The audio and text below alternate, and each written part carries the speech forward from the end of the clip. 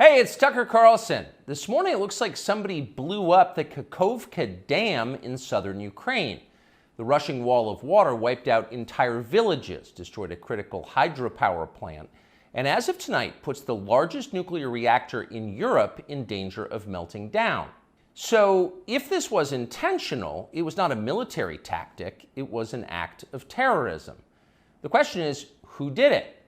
Well, let's see. The Kakhovka Dam was effectively Russian. It was built by the Russian government. It currently sits in Russian-controlled territory. The dam's reservoir supplies water to Crimea, which has been, for the last 240 years, home of the Russian Black Sea Fleet. Blowing up the dam may be bad for Ukraine, but it hurts Russia more.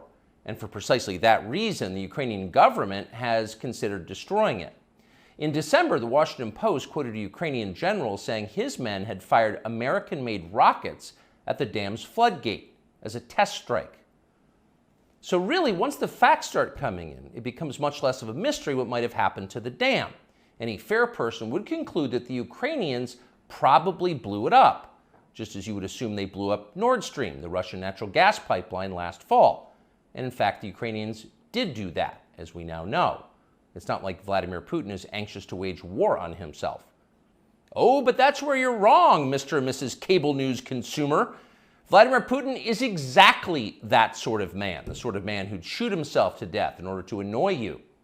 We know this from the American media, which wasted no time this morning in accusing the Russians of sabotaging their own infrastructure. Bill Kristol, the man who once told us that Saddam Hussein was responsible for 9/11, immediately denounced Putin as a war criminal and even more savagely compared him to Donald Trump. The rest of the pundit class made similar, clearly coordinated noises. Putin did it! Putin did it! And their reasoning was simple. Putin is evil, and evil people do evil things purely for the dark joy of being evil. In this specific case, Putin attacked himself, which is the most evil thing you can do, and therefore perfectly in character for a man that evil. That was their explanation. No one who's paid to cover these things seemed to entertain even the possibility it could have been the Ukrainians who did it. No chance of that. Ukraine, as you may have heard, is led by a man called Zelensky. And we can say for a dead certain fact that he was not involved. He couldn't have been. Zelensky is too decent for terrorism. Now, you see him on television, and it's true you might form a different impression. Sweaty and rat-like, a comedian turned oligarch, a persecutor of Christians, a friend of BlackRock. But don't believe your own eyes. Actually, Mr. Zelensky is a very good man. The best, really. As George W. Bush once noted, he is our generation's Winston Churchill. Of all the people in the world, our shifty, dead-eyed Ukrainian friend in the tracksuit is uniquely incapable of blowing up a dam. He's literally a living saint, a man in whom there is no sin. That's why Lindsey Graham is so attracted to him. They're just two good people, hanging out together and being good. And like all good people, when they meet in person, they spend a lot of time talking about killing people and laughing like friends do. Here's the pair last week. Free or die. Free or die. Now you are free. Yes. And we will be. And the Russians are dying. It's the best money we've ever spent. Thank you so much. No, it's... The Russians are dying. It's the best money we've ever spent, Graham says.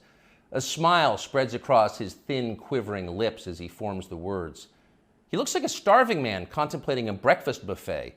The aroma of death has aroused Lindsey Graham. Thanks so much, replies Zelensky. He feels the same way. See, there's nothing dark here. Just two middle-aged guys celebrating the killing of a population. They don't seem like the kind of people who'd enjoy flooding villages or starting a famine. And in any case, who cares if they are? It's really not your business. Your job is to support Ukraine. Watch Nikki Haley, a Republican candidate for president, explain this principle on CNN.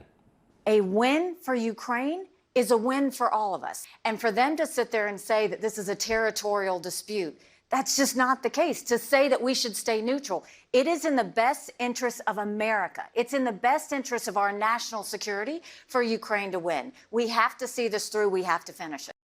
See? It's very easy to understand. It is vitally important for you to support Ukraine because it's necessary for Ukraine to be supported by you. Your support is mandatory until it's finished, whatever it is, and whatever that means. So shut up and support Ukraine, or else you're in trouble. What's happened to the hundreds of billions of US dollars we've sent to Ukraine? No clue. Who organized those BLM riots 3 years ago? No one's gotten to the bottom of that. What exactly happened on 9/11? Well, it's still classified. How did Jeffrey Epstein make all that money? How did he die? How about JFK? And so endlessly on. Not only are the media not interested in any of this, they are actively hostile to anybody who is. In journalism, curiosity is the gravest crime. We're the ones who live in ignorance now. The US government has managed to classify more than 1 billion so-called public documents.